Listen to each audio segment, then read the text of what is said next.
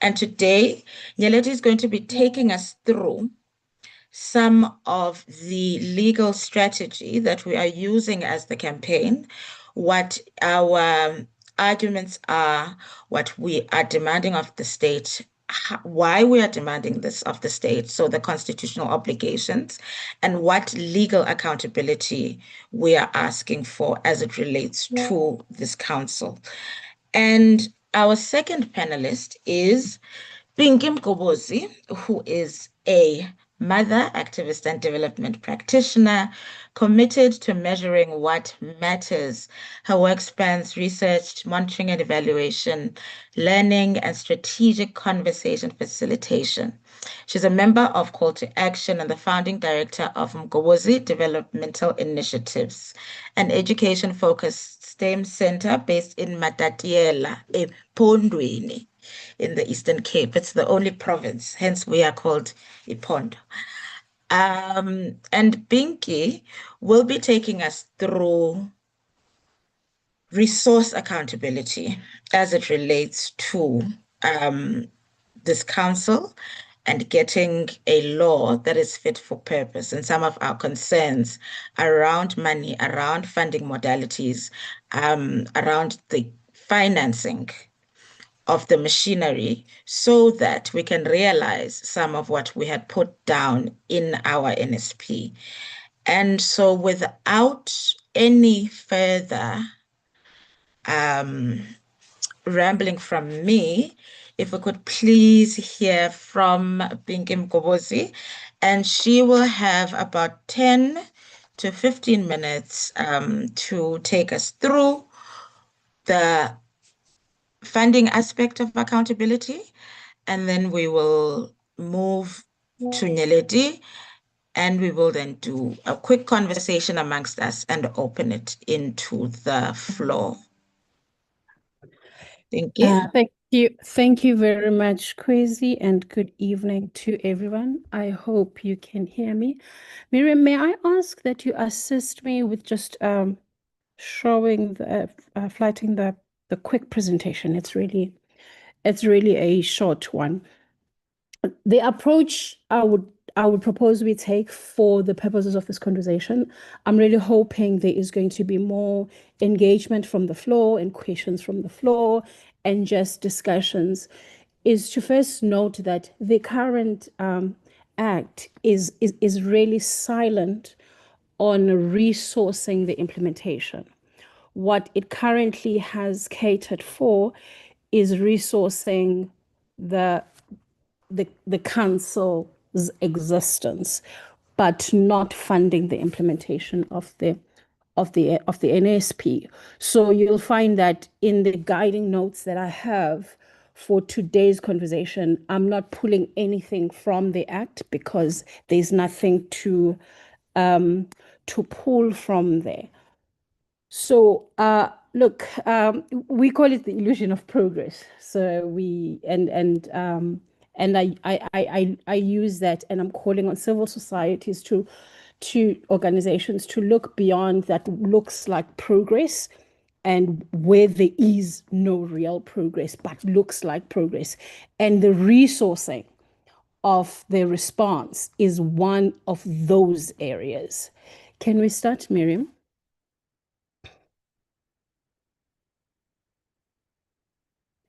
Is it flighted for you? Yeah, but I don't seem to be seeing it moving to the next page or next slide. Okay. Okay, so if you look at the national, the current budget that we have, you can do a count of how many times GBV appears. It appears across the budget and the expenditure framework. But when you really look in detail to say, where is the money? Can you trace what is allocated to deal with prevention? Can you trace what is allocated to help and resource shelters and all that? That is when you then start struggling.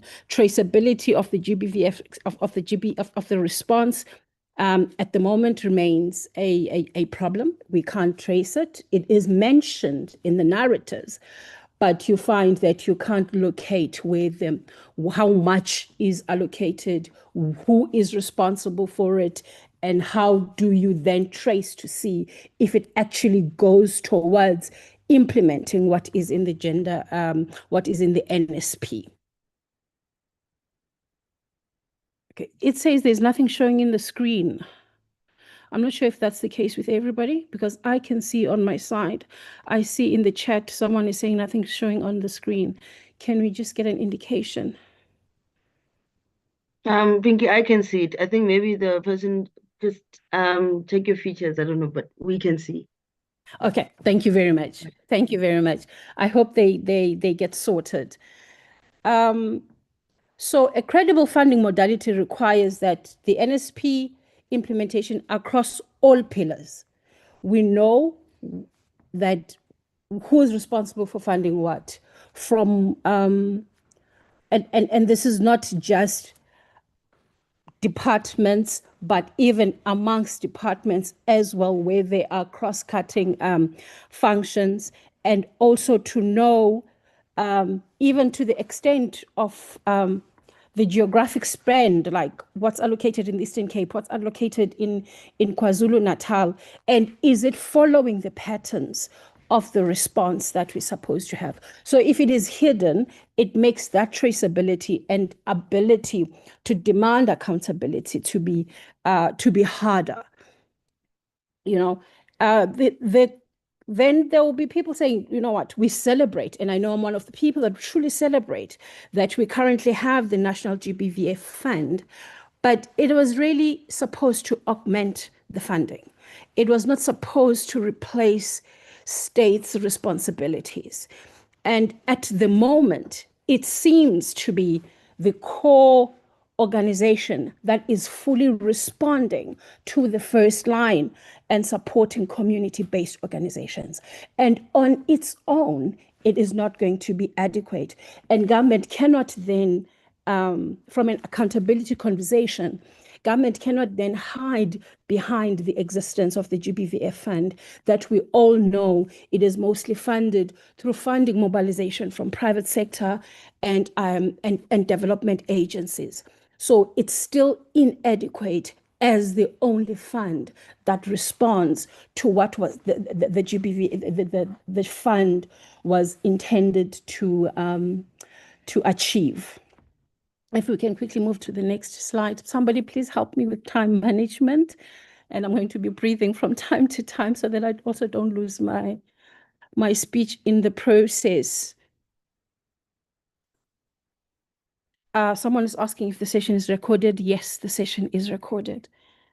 I think this slide is really talking basically to what I've just said, that at the moment, the weight that seems to be put in the private sector fund, you know, is unwarranted, and it shouldn't be like that.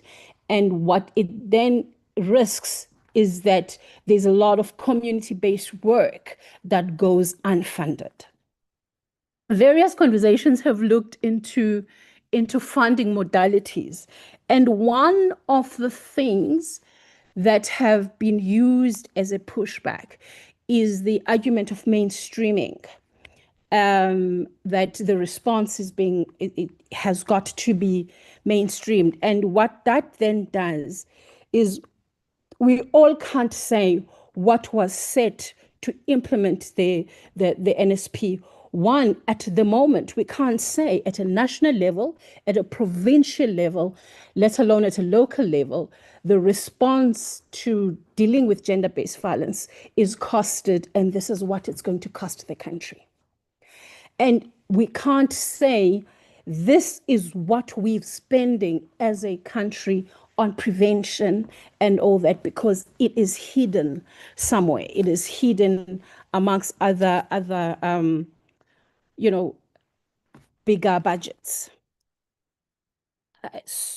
And what it also does, it affects the ability to leverage each other departments' resources, because all these pockets and pockets of silo budgeting, which then leads to money being used for duplicate interventions, for money that is used that was supposed to be doing something else, being easily reallocated to do something else. And no one can actually hold any department or any municipality accountable, because there was never a clear framework that says this is what is tagged, or this is what is set aside, or this is what is allocated, regardless of what term or how it is classified. But the idea of not being able to trace from what's budgeted to what is being used and see if it actually mirrors the political obligations and the political announcements that we hear, then is a big thing that we should really not allow to continue. If we can move to the next slide. How much is specifically for gender-based violence? Which specific NSP pillars are currently funded? I could never sit here and say we understand what's contributing towards building our knowledge, what's contributing towards research in Pillar 6, what's contributing towards building the systems that are going to make data sharing amongst the departments possible, because we do not have that. We do not have that level of clarity. Right? So these pockets of fundings and the way they are currently dispersed are really not making it easy to hold state accountable. If we could move, please.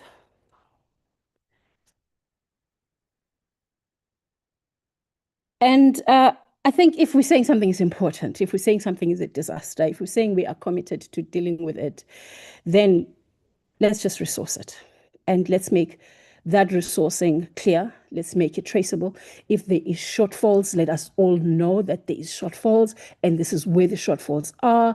And we then really just know that the work is towards closing those shortfalls. But if everything is everywhere and it's not clear on the framework itself, and in the whole structures as to what is budgeted for, what is allocated for, and how intergovernmental resourcing just works, and how we ask, especially us that are working at community levels, at community-based levels, how do I ask my local municipality? How do I see the resourcing or even the prioritization in the IDP of the response to gender-based violence and things like that? So I think the core of what we are saying is the absence of that traceability, the absence of that transparency makes the announcements of how dedicated we are as a country to respond to ending gender-based violence, to end gender-based violence, be just really talk, right? Because we really haven't resourced it. If we can move on. A crisis can be named repeatedly and still remain unfunded. And that's the reality that we have. I know in one of the conversations that we had within Call to Action, we had people that are saying, oh no, if you look at the framework, gender-based violence is there and it's everywhere. You can do the count of the mentions of it. But can you open a budget and say, this is the budget line, these are the allocations, this is what we can do and practically implement in the schools, in the churches, and broadly? We can't. The real test is not the language of urgency, but whether we can trace a demonstrable change for declaration of an outcome and women that will actually work as a country to feeling safer. Thank you. The next one. I'm nearly done. What we tried to do in this slide in a very quick, I know I'm running out of time, was to say, what should we be having, what is currently happening, and what should we all be demanding in the different spaces, in the different capacities that we serve within the country. What should be having is a state-funded implementation across all NSP spheres, right? At the moment, the funding is dispersed, it's across different votes, and even within those votes, you cannot say, if I can be excused, sorry. Even within those votes, you cannot really trace or tag what is meant to align to the responsibilities that are assigned within the NSP. So we've got to demand that traceability. Ideally, a fund that is set aside that is clearly for the response. While as a country, we're working towards that, even within the current framework, within the current budget, the lack of traceability and tagging and clarity is something we should really be demanding in all the spaces that we occupy. The GBVF Response Fund, has got to be augmented. It's not sufficient. There's just too many CBOs, community-based organizations out there. On its own, it's not going to be able to fund all community-based organizations on a sustainable basis. That we really need to amplify, and that we really need to demand that, public funding, how is it getting to the front line organizations, community-based organizations, even state first responding organizations? What is set aside for responding to gender-based violence? I know it was 2019, 2020, Brenda, when we were saying, can we look at within the police stations, right? The rooms where the interviews are being conducted. How resourced are they? So when we talk resourcing, it's not only resourcing as in what is allocated to community-based organizations. It is even resourcing the work that is done by state organs that is meant to be responding to the gender-based violence. I see there are hands up, Kwezi. I'm not sure if we should open and just, have that conversation, the conversations now, because I see there is I'd like us to keep the conversation. If we can put our questions in the chat and note them down as well, and then we will take a full discussion after both presentations. Okay, I'll also be quick. I think I don't have much left. I think this slide, all these slides are going to be available. It is important that as civil society organizations and even as practitioners, whether within government or outside government, that are in the space, we keep going back to say, what should be? What had we set ourselves to do? We've got to measure what matters. We take it beyond just measuring the mentions, the language, to saying, like reality, tangibles, where, let's measure the things that really matter and what should be, what is really happening. And then we structure our demands to get us as close as possible to what we wanted. If I can go to the next slide. So it's the NSP commitments, it's the institutional arrangements, it's the current funding status. Is there new money? Is there reprioritization? What was the initial money if there is reprioritization? That way we are able to say we are moving forward. If we're unable to get to a point where we're saying we just get big numbers of overall monies that are available to respond towards ending gender-based violence, and then when we ask where is that money, and the answer it's somewhere, it's within the departments, it doesn't help, right? So we need to get to a point where we can say what was the commitment, who is responsible, because the NSP is clear on the responsibilities of each of the departments. And we know some of those responsibilities are cross-cutting, right? How are they funded? Are the patterns aligned with the spread of gender-based violence geographically? And so on. And we are able to trace that. We should not be expected to be scrambling around to find where is the money for shelters supposed to be coming, who is supposed to be funding what in the shelter, because the shelters provide much more than just a roof and food for the people that have survived gender-based violence. If we can move to the next slide, and I hope it's the last one. Okay. A declaration is not an implementation. Budget mention is not an allocation. Allocation is not spending there. We have seen instances when allocation is made and then somehow there's reprioritizations within the departments, and what was initially allocated for something is then used for something else.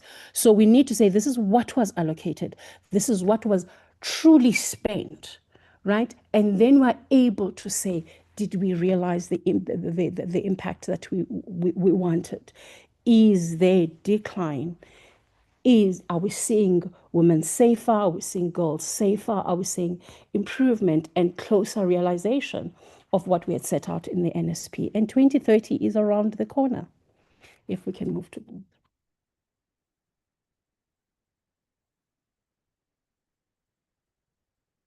If GBV is a national priority, Simonia will just help me correct that over time, then its funding must be structured, it must be transparent, and most importantly, it must be measurable.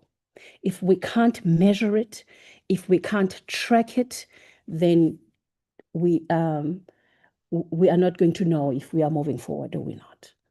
I think, Kwezi, that's about all that I had prepared. If we could then just take the questions and see. Thank you.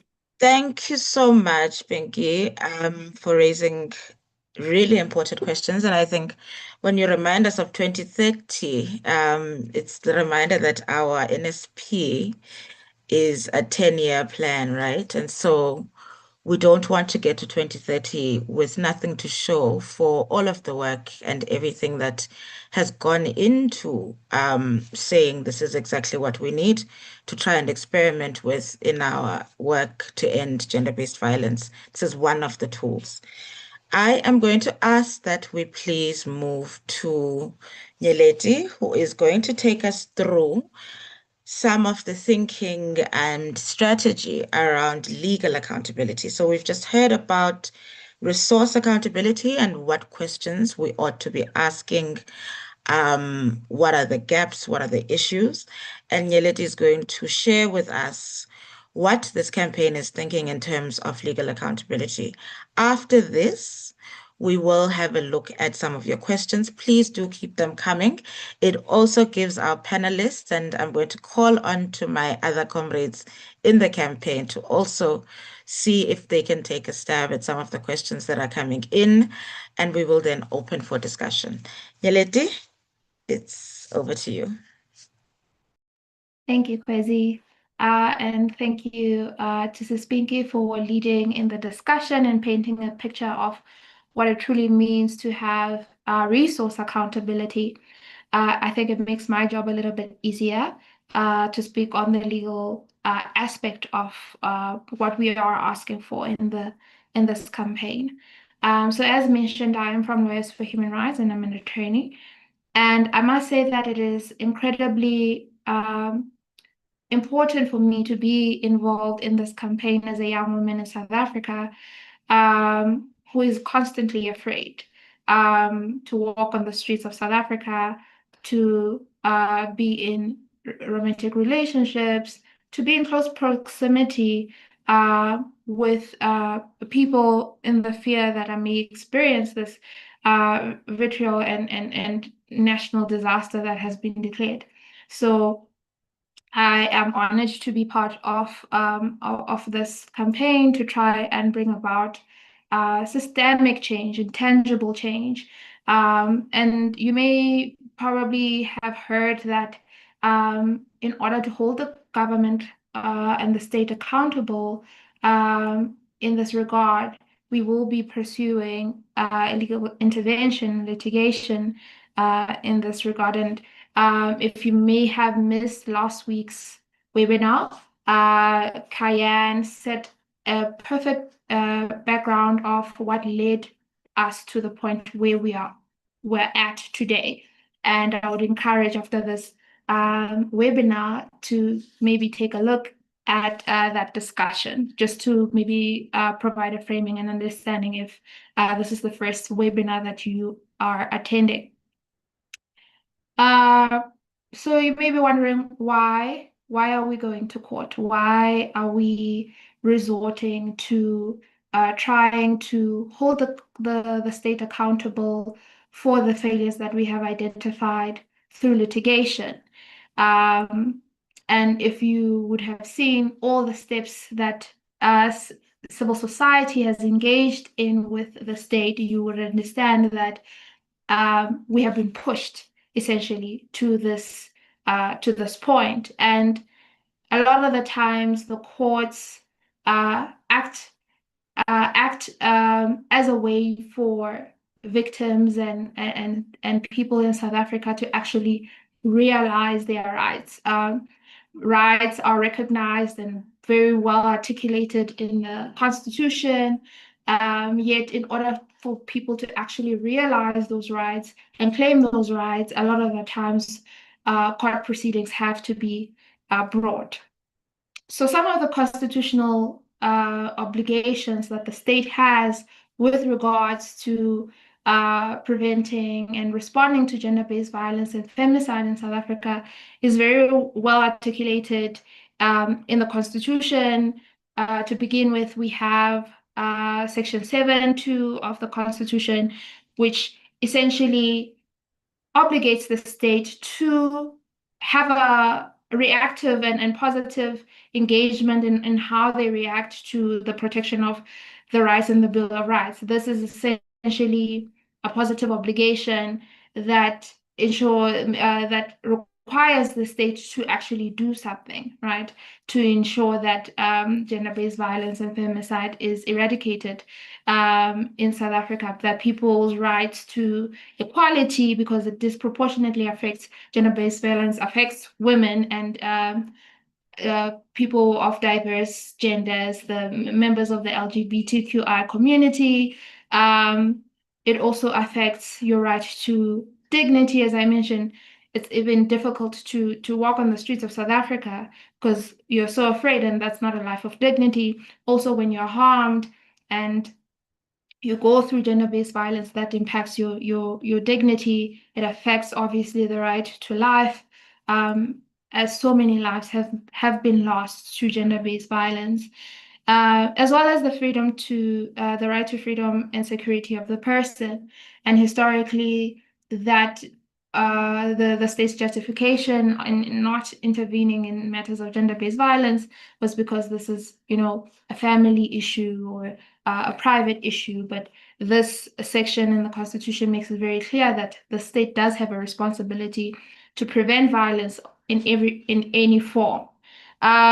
So this is the background of the state's obligation, right, to meaningfully provide a solution for this challenge. And now I will try and tackle some of the relief that we're asking the court for in the litigation. And it's quite important for me to note that the litigation is still ongoing. So it is a work in progress, and obviously we appreciate any input and any thoughts as to what we have laid out so far. And importantly, I will ask Sibongile and maybe Kyan to jump in right after me to maybe add on some of the relief that I may have missed out on in this litigation. So essentially, as I've mentioned, the state has an obligation to protect all the rights that I mentioned and others that I may have not dealt in detail to. We just think maybe those that I've mentioned cover the broad spectrum, but there are specific ones that may be included as well. the state has an obligation, and so if the state has failed in that obligation, there is a need to declare that failure. And that is one of the reliefs that we are asking the court, a declaration of the failure, calling the state out in that what the state duty is and what the state has, the state duty was in terms of the constitutional promise to keep women and gender diverse persons safe from gender-based violence and femicide has not been achieved and is not going to be achieved by this the National Council on Gender-Based Violence and Femicide Act.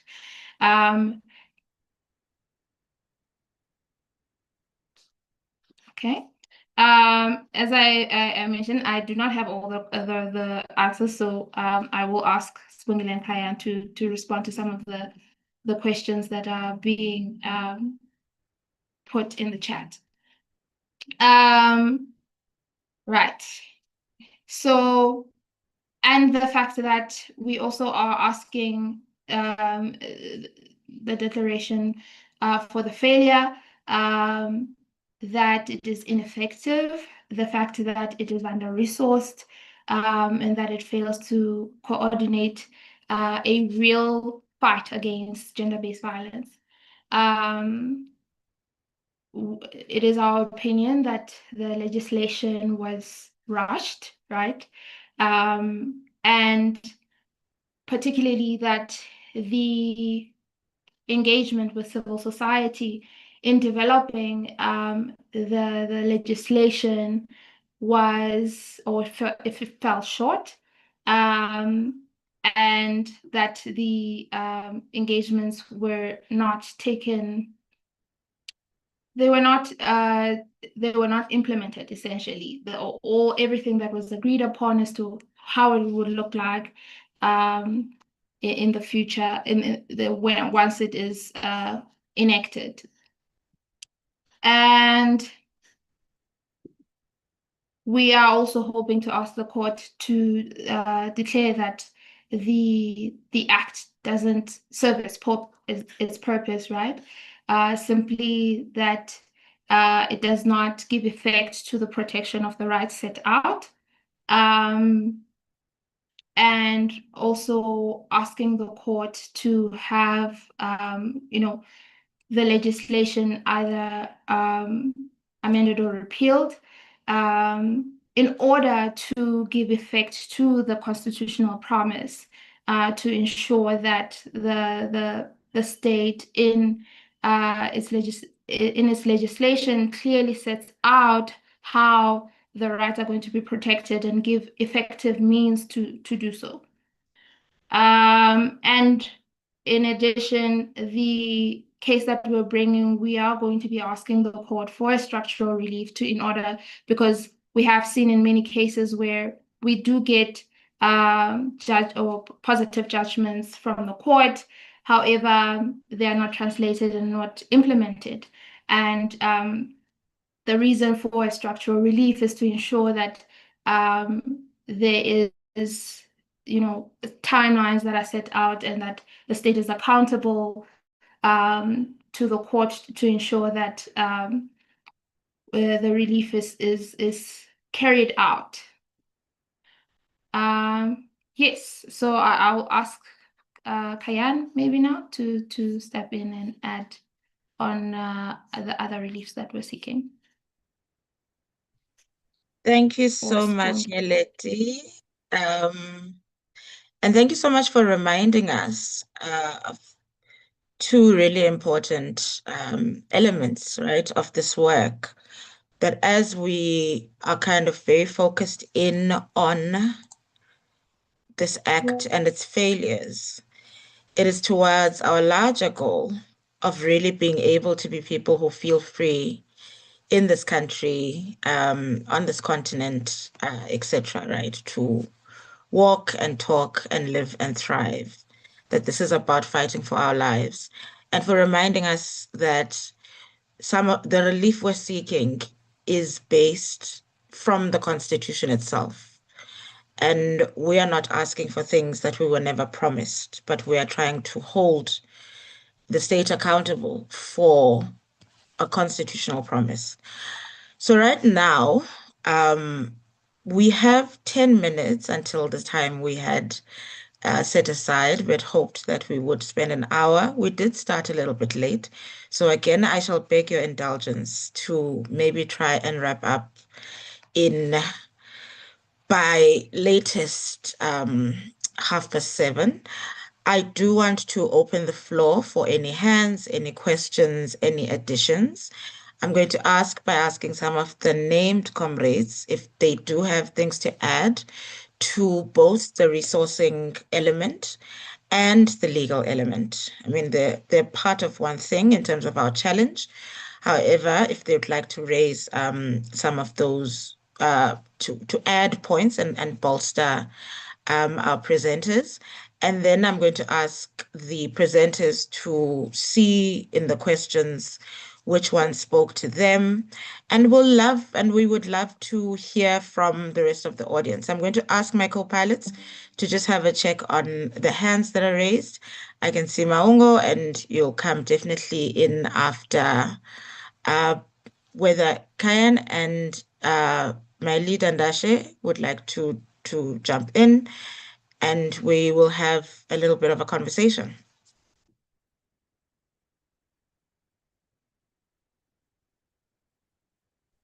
As we say in court, I have nothing useful to add. I'm certain you do. Kayan, do you have anything useful to add?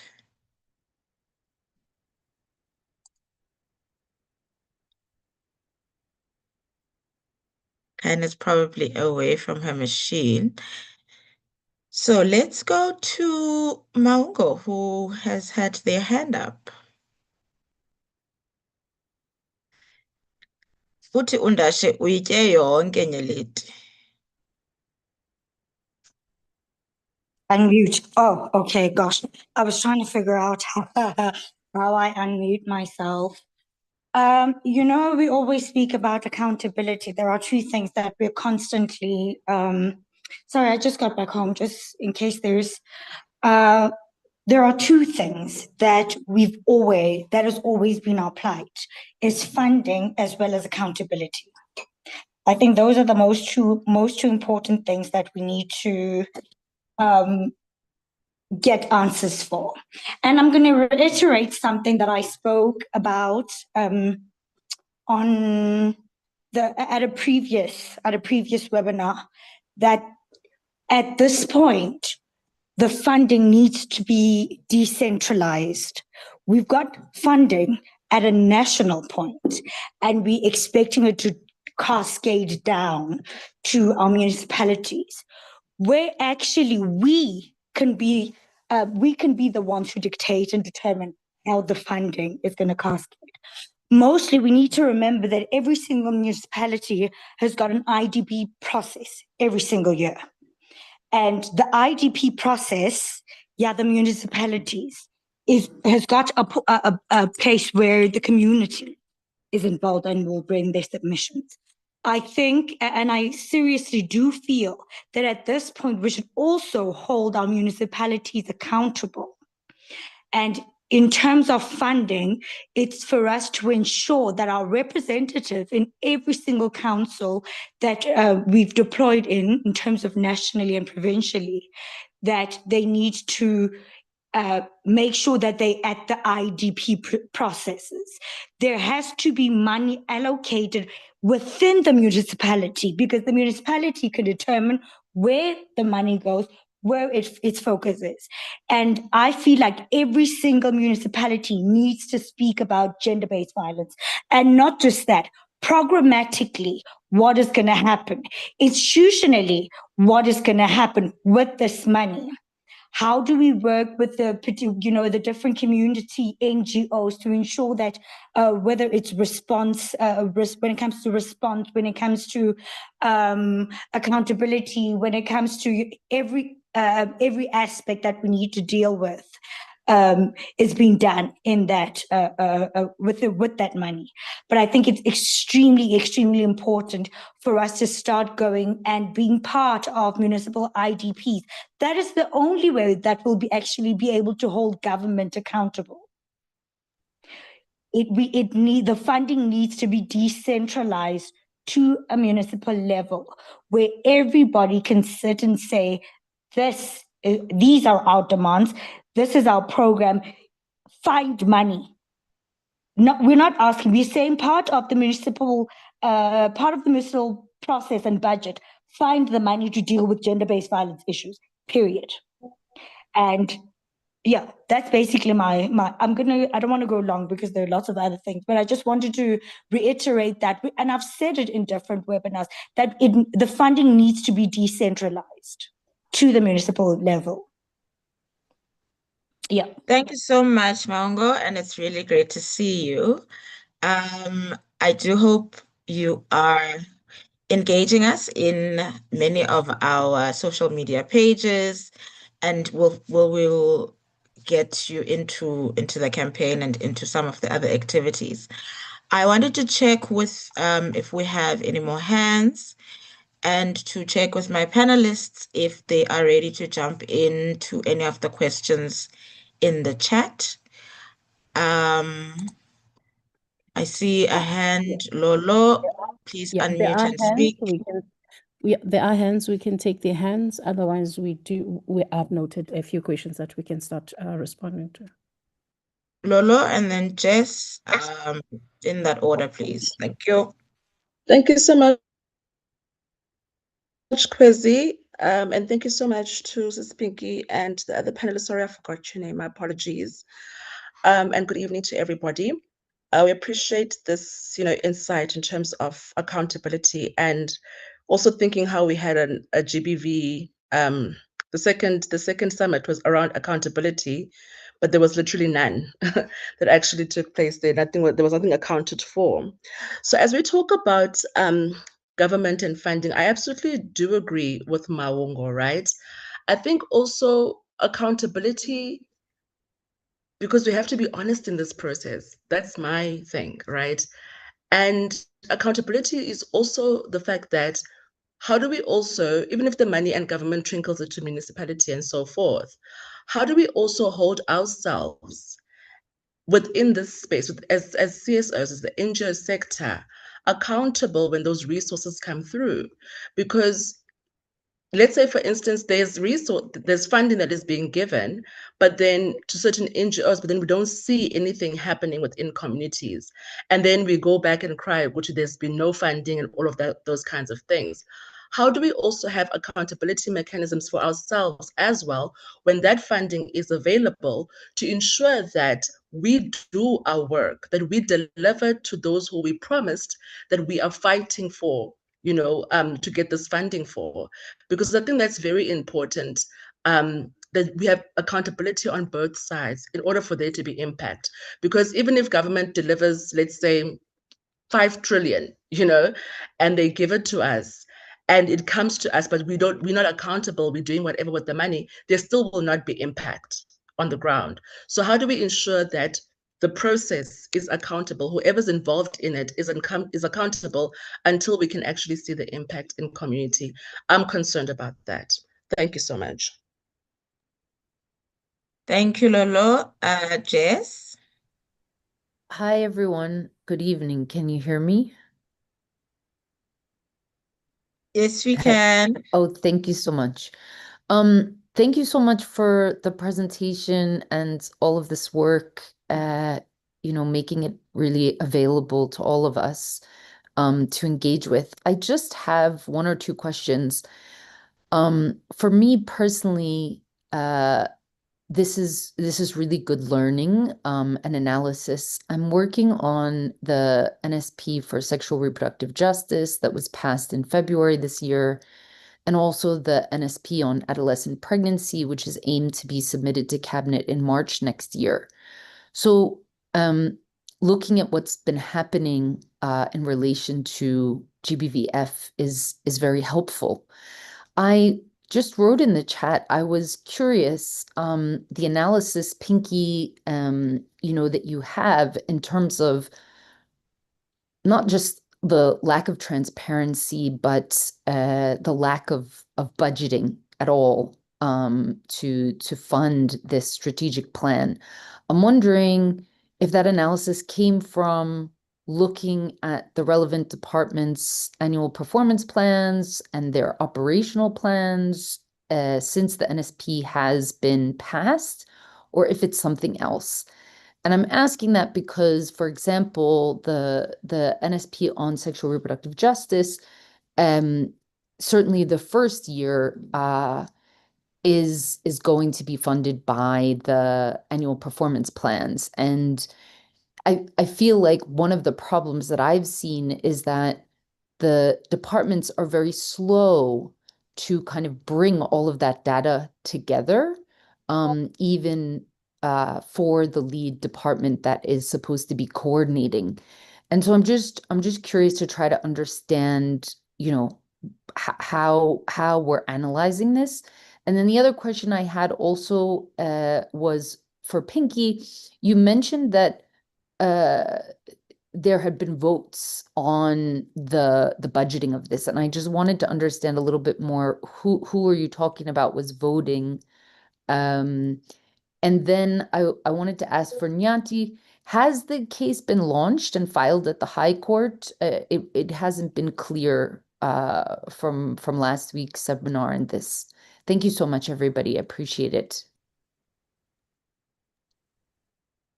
Thank you very much for your question and the comments. I'm going to turn back to my panelists and ask if they can respond to some of the questions that are in the chat and some of the ones that came through our people. Thank you. Thank you very much. I'd like to start with Nonhlanhla's question before I moved on to Jess's. Do we know what percentage of the cost estimated by the different institution is typically covered by the GBVF fund? Nonhlanhla, the direct answer is no. We do not know currently. And I think it also raises something very important, Nonhlanhla, that one of the obligations under the NSP was to cost the implementation of the NSP, right? And that was supposed to be done and led by the state. I know there are projects going on of costing it, but as the team that has worked on this work, we haven't seen a finalized costing of the NSP. So without that baseline, it would be difficult to then say this is the percentage that is covered by the fund. But what I would invite you to do is maybe visit the fund's website, because I know they share a lot on their reports of the funds and what they've funded, what organizations they funded, and where they have funded. And their priorities are also very clear on what they fund. But in the context of the broader response as a country, it would be difficult to say what percentage is covered by the response fund. And I'm hoping, Kwezi, that as we continue in these conversations, we will reach out as well to the fund and maybe also see how they contribute in really helping the process of understanding and shaping the demand on that will help us progress. That is all on that one. And then Jess's question on the APPs and the operational plans. Jess, it would be so amazing if those operational plans were available and easy to get access to for all departments. So where we can, the analysis has looked at what plans are available. Where we can, the analysis is really based on the package from the budget that was approved and the midterm review reports, and that's what the analysis is based on. So again, talking to saying, how do we move from a national strategic plan to policy to plans in the different spheres of government, and those plans, how do they move from being an institutional plan to clear APPs and performance contracts of the people that are responding to implement them. At the moment, unless Gameli, right, you scramble, you find around. It's not easy. It's such a clear, and I think everyone in this working in this space will tell you where we should be spending most of our time is at the community level. We should be spending with the IDPs. I would love to start saying, is gender-based violence, responding to gender-based violence, even a priority in the IDPs, right? And then is it then budgeted for? So just taking it through all the different spheres of government. So to answer you directly, Jess, if we can have those APPs fully available, those operational plans, maybe they will show us something we currently don't know. But based on the information that is available to our disposal, that we have conceded. And then you asked something about votes. So if you look at the way we, as a country, we structure our budget, we've got things that are called votes. There's vote 1 for this area for response. So it's not votes as in ukvota. It's votes, and it's a language that is being standard and used in the budgeting space in the country. Thank you very much, Lolo. How do we hold civil society accountable as well for the funds that are allocated to it? I think it's important. I mean, we can't be screaming accountability one-sided, but it is also equally important to say the context of this conversation, the context of this campaign is really around the commitment from a government perspective. But generally, I agree with you. We have to be intentional about opening spaces of demanding accountability. But I would like to believe that recipients of donor funding and recipients of money from government, whether they are funded or they are appointed as service providers of government, are accountable to their donors and to their contractors. So if I'm appointed as a service provider to deliver a certain service on behalf of government, it still remains government's responsibility to monitor and to make sure that I do what they appointed me to do, whether I'm civil society or a business, right? If they've appointed me to deliver and they are using the money and it's channeled through me, it's their obligation to manage their contracts. Thank you very much.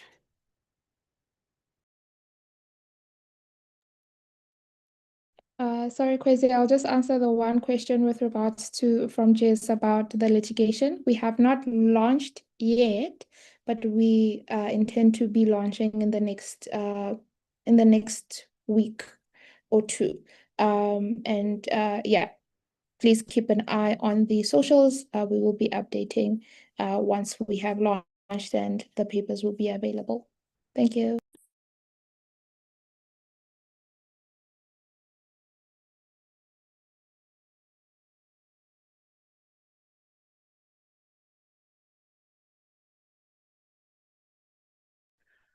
Kwesi, I'm not sure if we still have time. Maybe we should hear from Solofelo because I see her hands up. Sorry, thank you, everyone. I was also just wanting to check with people if their questions were answered. There was a question from Khurata around what timelines we're envisaging, and I'm wondering if anyone who's in the legal work could help us to maybe speculate around that. And Solofelo, yes, we can take this hand. And then I'm going to ask for any closing remarks.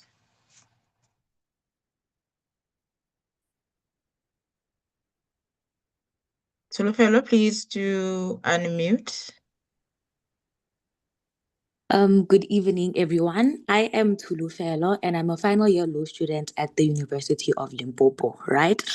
So from what I've been seeing and the analysis that I have made is I believe that the reason why the government implements such acts with no proper direction is because us as citizens, we are not responsible. We do not understand our rights and we do not know what exactly the government is supposed to do and how, right? So the government will then go and do these things with the hopes that nobody's going to come and scrutinize the act enough to realize that, but there's a gap here, here, and here. And the reason why we as citizens are not responsible, especially as the youth, is because we do not have access to information like that. What do I mean? Most NGOs and CPDs and whatnot, they operate in developed provinces like your Gautengs, your KZNs, your Western Capes, and then us people who are in Limpopo, Eastern Cape and whatnot, we struggle to get acquainted or rather linked to people who can give us the adequate information so we can also be responsible and hold our municipalities accountable to say, you can't do this. What about my right like this and this and this and this and this? And it's unfair to always put the burdens on NGOs and NPOs, etc., etc., etc.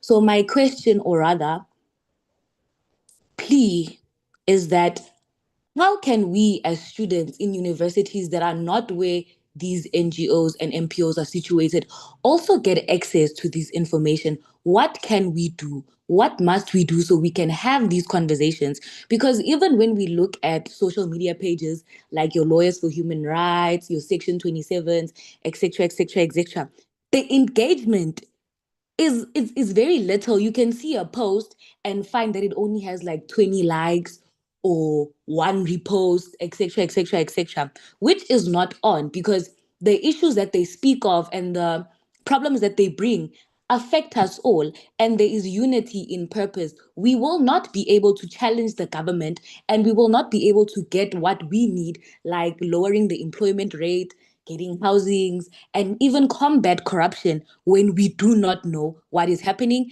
and we do not know how to challenge all these problems that we are facing as the youth and people of South Africa. So I ask again, how can we access you guys when we are far?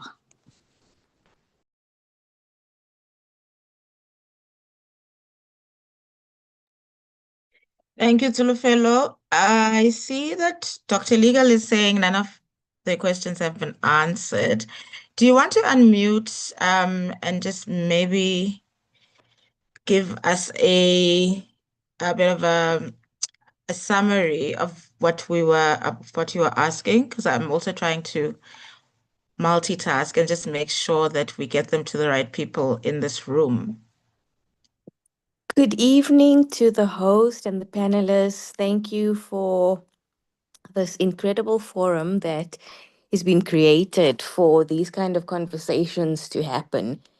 I'm laying here at the end of a busy day for myself, and I guess feeling frustrated by the slowness at which accountability happens in our country. And in wanting to be of service and assistance to the process, to guide strategy and to bring forward timelines, I would like to understand where those demands have been placed and have they been delivered to government as yet, and how is this work running parallel to the court proceedings, if any, because they do need to exist complementary to each other, and are there teams involved in working on both parts of the strategy, or is this purely legal strategy? So I hope that encapsulates some of my points, which were a bit more specific in the actual chat. Thank you. Thank you so very much. Mango will give you a minute and then I'll ask comrades to answer the questions that have been posed, and for Miriam to jump in on other questions. Sibongile, if there are some that you can take as well. Simonia, I'm now naming names. Mango?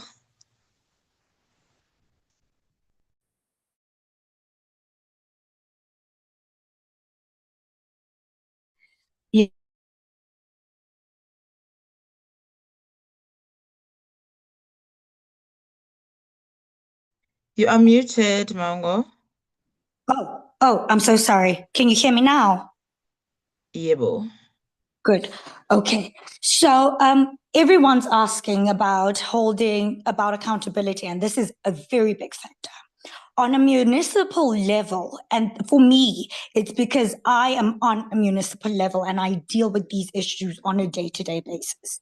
How we hold the council accountable is that during these ITP processes, or even before, we have a programmatic response to the funding.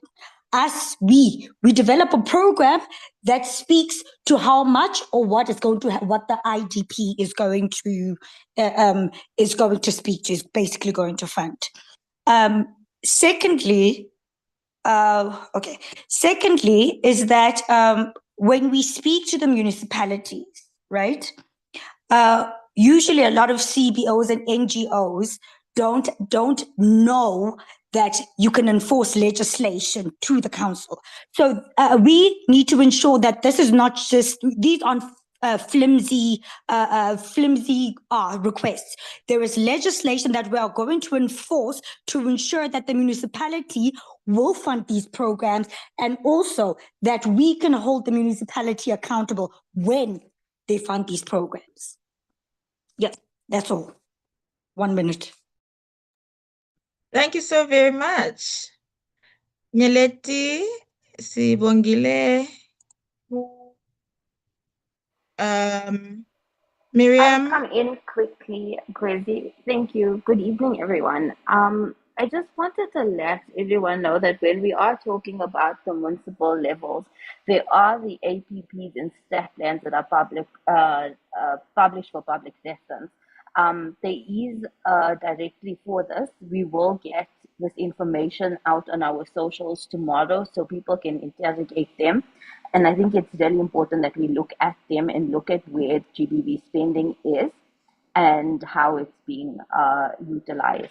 So we will publish this tomorrow on our socials. I know Simonia has posted our socials links in the chat. And I also posted the poster for the town hall where we will have more time to discuss this on Thursday for people to join along with the Google registration link. So please, if you are attending, do so through the RSVP through the link. Thank you, Kwezi. Thank you, Miriam. Nyeleti, do you have anything you'd like to add? Just perhaps that Tsulu asked the question as to how does she get involved. Yeah, staying connected, following us on the page, and we'll as events become available and there are asks for participation, she should definitely engage. And thank you for following all our pages. Thank you so much. Sibongile, anything you'd like to add?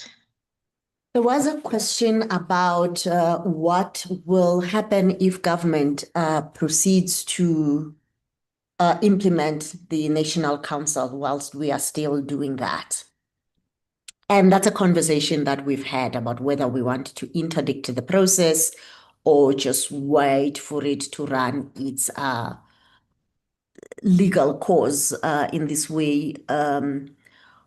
What we have asked for from the court, or what we are going to ask for from the court, is that certain sections of this legislation are invalidated, but also that the entire process of the development of the legislation is also found to be inconsistent with the Constitution. And then when that happens, then the setting up of the council will be reversed.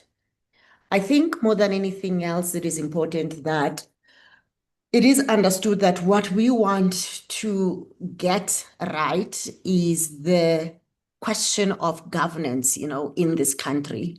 So when we were talking about accountability, we are saying that 8 years on the 1st of August from the movement of the total shutdown, we engaged with government and we made all of these commitments. And so when we're talking about accountability, we are not just limiting ourselves to what is understood as we are looking at the public participation, whether it was meaningful during the process of the development of the legislation itself. We are saying this process did not just start there. The process started in 2018 because the things that were contained in the 24 demands made it to the first summit declaration, made it to the national strategic plan, made it to the second summit declaration, summit report, but we did not find them, in the legislation. So in that way, it should be easy, we believe, for the courts to find out, agree with us that the NCGBVF legislation is not fit for purpose, but more than that, to actually develop this jurisprudence in South African law that public participation, because the women's movement here have really done a lot to ensure that there was meaningful engagement with government. And at the very least, that's what government actually owes us in return. We are not arguing that everything that we have asked for in the council should be there. But at the very least, we are saying, if you are going to walk back from some of the things where there have been agreements over such a long period of time, you have an obligation to provide reasons, because it's not that these things were removed by people in parliament. When the department submitted this legislation to parliament, those things were not included. So they were removed by the departments, not necessarily by parliament during the deliberations process. And that's the kind of accountability that we are pushing for, that all of these meetings that we attend, these summits that we are invited to, have to count for something. Thank you so very much. And thank you everyone for indulging me in the additional time that I requested. I do think we can draw to a close. There was mention by Miriam and in the chat that we are hosting a town hall discussion in the coming week. I just need to get the dates correct. Just a reminder, please. Thursday, the 23rd. And some of the other details? That series offices. It's in the Go ahead, chat. Miriam. It's in the chat, but let's remind comrades to join us in Mzabalazo. It's Thursday, the 23rd. The times and the link to the town hall is on the Google form. It's in Joburg Central at series offices. It's in Braamfontein for all Joburg-based comrades, and we will be sharing details of how one can join and how one can continuously on our pages. But right now, I would like to see, I'm seeing things happening in my WhatsApp. And there's the poster. If there's anything my organizing people, anything I've left out or before I close or something that needs to be answered, please just unmute and go for it.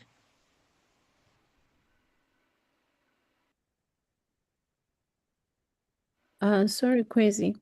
I would also like to bring it to the attention of the comrades that, you know what, the act is not fit for purpose, but state is still continuing making more amendments and more changes that are reversing us even further from what we wanted. So as this conversation continues, and I'm sure the legal team is also tracking and seeing those changes that are currently happening or the last time we checked, there were still recommendations of having the council as an advisory body. So all of those are ongoing changes. It's not just in the act, it is also what is continuing to happen that's taking us, taking us backwards from where we wanted. And then, Brenda, I've noted your comment on the NSP being costed. I will engage with you. And then I think as we look at it in detail in the Thursday event, we will also take that into consideration. Thank you very much. All right. There is also another question regarding I think it's Dr. Legal's question. Oh gosh, what did I miss now? All right. So the question is whether there are timelines for some kind of action to be delivered from the departments and who's holding them accountable. So at this stage, the implicated departments, there are quite a number of them, but the people that we have been engaging with has been the Department of Women, Youth, and Persons with Disability, because they were given, the mandate to oversee the implementation of the National Strategic Plan. And in practice, these are the people that we have been, talking to, especially when the relationship completely broke down. Because as some of you may know, we were involved in the interim steering committee that developed this National Strategic Plan, participated in the Presidential Summit Planning Committee that brought us the second Presidential Summit, and also the first processes. So we were there the whole time. But towards the end, what happened after the second summit was that you'll be sad to hear we were summarily dismissed. They said, "Thank you very much, event planners, for the summit. You can go now." That was even before the summit report was finalized. I don't know if any of you have ever held that the summit report for the second summit was launched, because it was not. It was quietly published in different platforms. So the point that we are making here around accountability is that at this point, we went through about 3 ministers in the Department of Women, and we got no joy from all of them. In fact, the last one, we just ended up with a lot of blue ticks, because there was a commitment, even after the legislation was passed, that we would still be able to work together to fix whatever it is that we were concerned about. In fact, what we were told was that the president needed to sign this legislation because there were national elections that were coming up, and it wasn't clear, or they were not sure that they would be returned to office. And they didn't want to leave something like this hanging.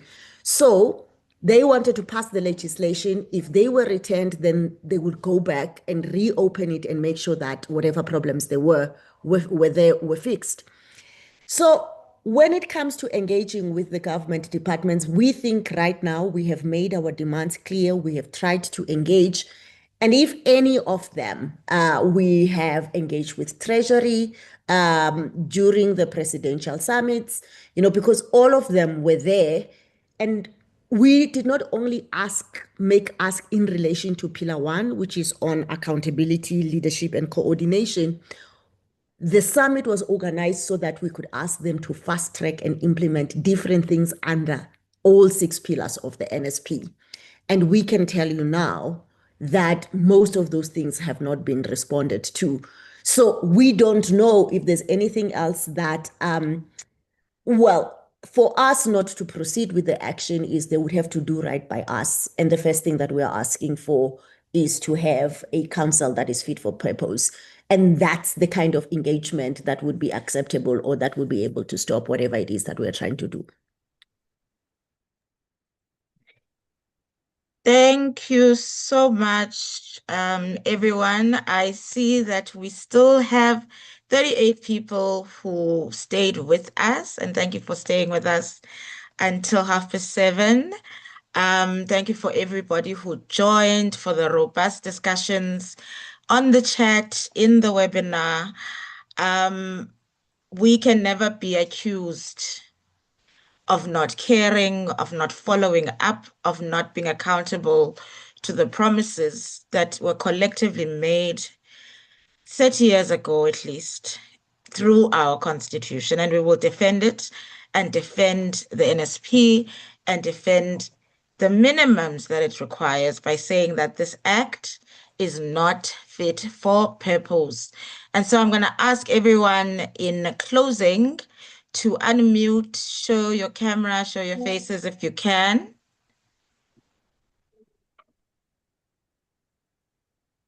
Everybody, let's see.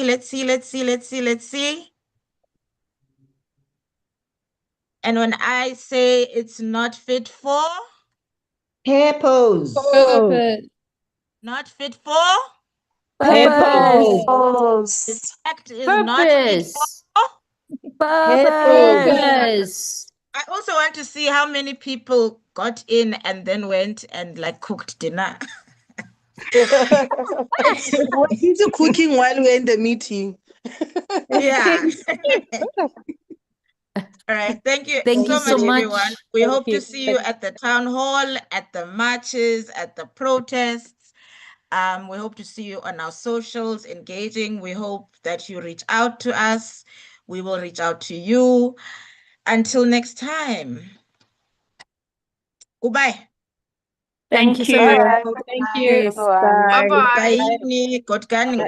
Thank you. Goodbye. Bye. Bye.